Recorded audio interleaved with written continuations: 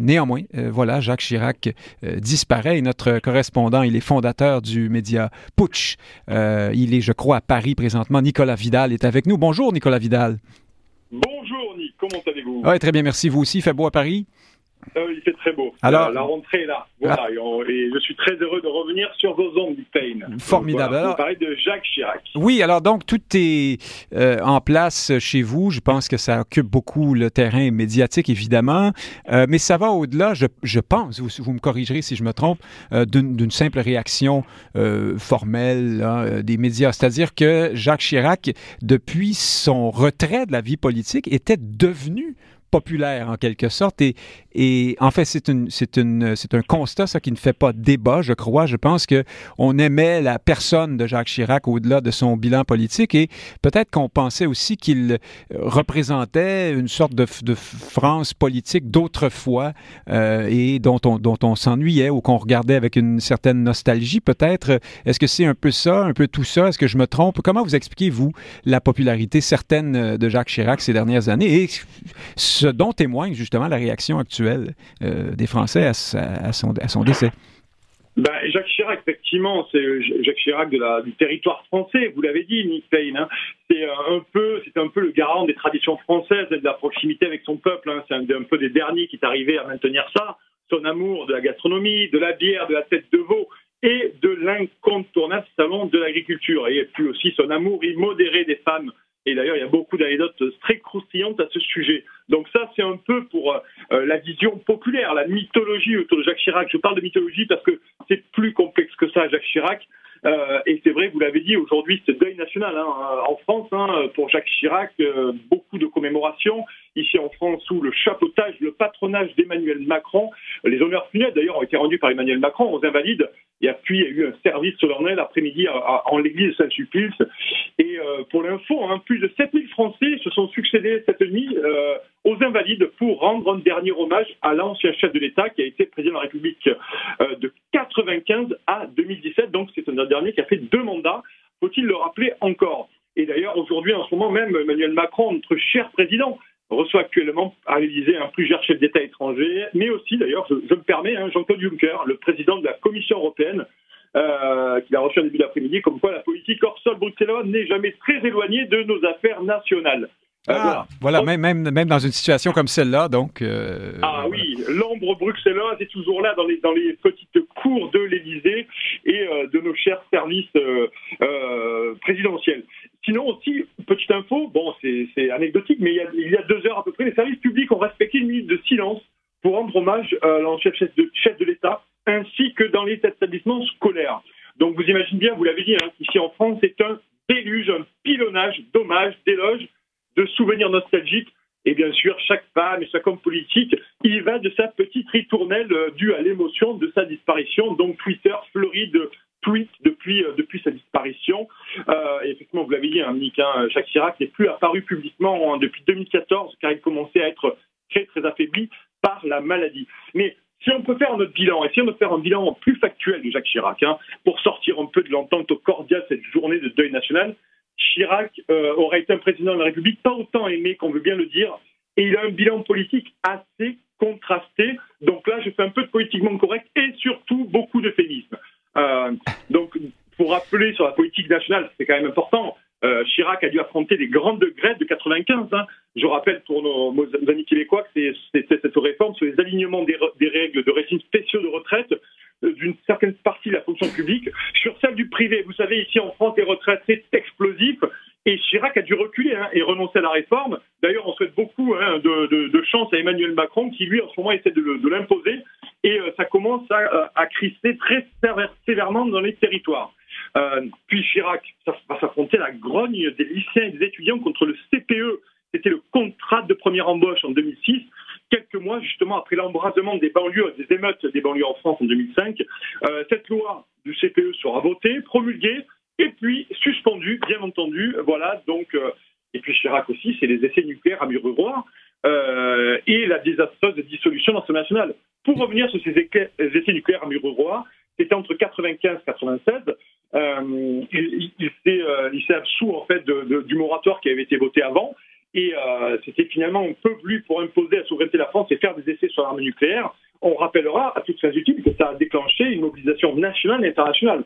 Donc c'est extrêmement important. Ça a été vraiment aussi un des points noirs de la mandature Chirac. Ça a fait beaucoup parler à travers le monde. C'est un des premiers dossiers dont au fil desquels on a entendu parler de la présidence Chirac ici, de ce côté-ci de l'Atlantique, ces essais nucléaires. Donc, est-ce que c'était la marque de ce président de droite après François Mitterrand? C'est une façon de... Parce que il y avait quelque part essayé de sauvegarder, d'imposer, à mon sens, la souveraineté de la France avec l'arme nucléaire. Mais bon, ça a posé quand même beaucoup de problèmes. Aujourd'hui, il y a encore des problèmes là-bas, notamment de santé publique, c'est extrêmement important. Donc ça, c'était quand même un point noir. Il n'y a pas que celui-là. Il y a aussi le coup magique de politique. On se rappelle ici en France que Chirac avait fait une dissolution de l'Assemblée nationale en 1997. Et malheureusement, manque de peau pour lui, c'est la cohabitation qui l'attendait au bout du couloir de l'Assemblée avec Lionel Jospin. Donc tout ça, on ne peut pas dire que c'était vraiment une intelligence politique redoutable. Donc dissolution de l'Assemblée nationale du Parlement dans un but stratégique, sauf que les socialistes ont pris le contrôle ensuite. Voilà. Il perd la majorité, donc il se retrouve avec une cohabitation avec un Premier ministre socialiste, Lionel Jospin. Et puis après, qui a marqué Chirac aussi, c'est le non du peuple français au référendum constitutionnel européen de 2005, où les Français voteront non. On rappelle aussi que Nicolas Sarkozy, 3 ans après, président de la République, commet le viol démocratique en faisant passer ce traité devant le Parlement. Donc ça aussi c'est important parce que sur l'Union européenne, Chirac il a bien changé au cours de sa carrière politique. Il était avec ce côté gaullien, il s'est opposé à un pouvoir supranational. Il a fini notamment l'appel de Cochin en 1978, un appel profondément anti-européen. Et puis après, en 92, Chirac soutient le traité de Maastricht. Donc vous voyez bien qu'il y a eu un renversement finalement de cette idée même de l'idée de supranation. Parce qu'en 92, le référendum de Maastricht, il est très clairement européen et on s'en va déjà à grands pas vers cette espèce de monstre léviathanesque de supranationalité par rapport à l'Union européenne. Donc déjà, vous voyez que le portrait de Jacques Chirac n'est pas aussi clair qu'il en a l'air. Donc ça, c'est important. Et je rappelle aussi que en 92, quand Jacques Chirac soutient le oui au référendum, il se met même à dos ses propres troupes. Donc ça, c'est important aussi. Voilà. Donc ça, c'est... Puis après, à mettre à son crédit, il y a bien entendu Jacques Chirac qui se dresse contre les Américains en 2003 sur la guerre en Irak. Et son opposition à George W. Bush, donc dans ce conflit international. Donc ça a été quand même important dans son mandat aussi, il faut le noter, c'est important. Et puis évidemment, terminons là-dessus, le temps nous bouscule, mais on ne peut pas non plus oublier ce moment important dans la vie politique française où Jacques Chirac se retrouve au second tour de l'élection présidentielle contre Jean-Marie Le Pen. Alors oui, ça c'est assez intéressant et vous avez bien fait de le noter parce que je dis aux auditeurs que Chirac a refusé de débattre avec Jean-Marie Le Pen entre les deux tours. Voyez-vous, donc déjà ça a commencé à tourner mal dans le sens où il ne voulait pas discuter, il ne voulait pas débattre publiquement avec le représentant du Front National. Moi, personnellement, je pense que c'était une erreur.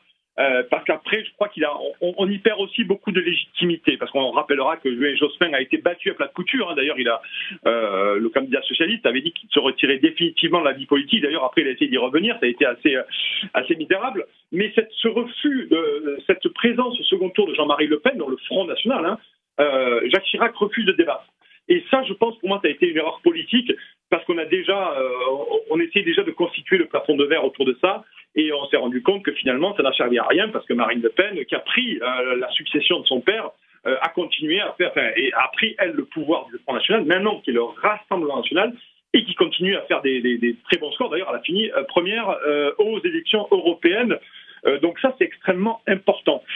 Alors, on a un peu fait des gens du Front National, des martyrs, en voulant reléguer cette voie à la marge. On l'a peut-être stimulé, c'est ce que vous dites un peu, Nicolas Vidal. Donc, pour Jacques Chirac, un mandat, un passage en politique aux conclusions contrastées, difficiles à certains égards, et un homme aimé par ailleurs pour sa façon d'être, finalement, pour sa personne. La personne Jacques Chirac reste très aimé des Français aujourd'hui. Je pense qu'on peut conclure là-dessus en cette période. Deux petites choses. J'ajoute une dernière chose, Nick.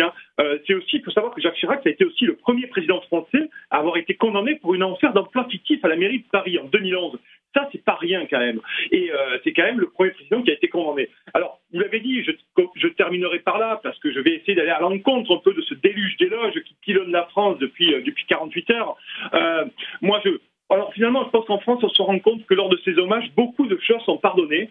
Cependant, la nostalgie, oui, très bien, mais la lucidité et la mémoire aussi. Ça me semble extrêmement important. On reconnaît votre grande rationalité, là, Nicolas Vidal. Merci d'avoir été avec nous de Paris, puis, ma foi, bonne commémoration. Merci beaucoup, Nick Payne. Je n'entendais pas moins de vous. Bonne journée à vous. Merci, vous aussi. Salut à tous.